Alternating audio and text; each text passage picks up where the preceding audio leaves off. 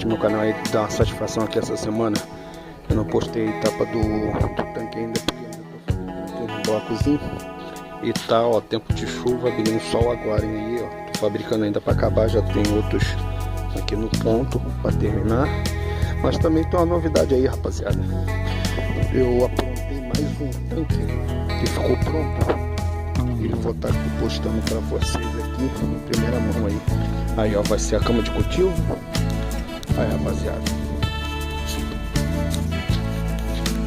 Tá aqui, ó, as novas toquinhas.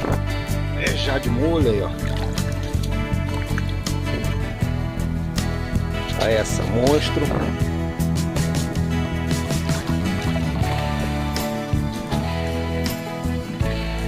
Surreal. Plataforma.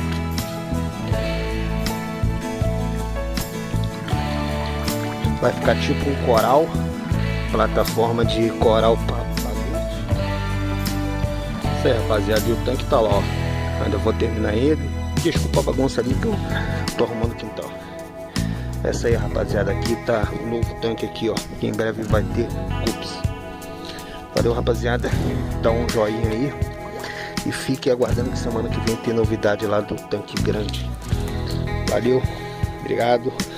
Que Deus abençoe a todos.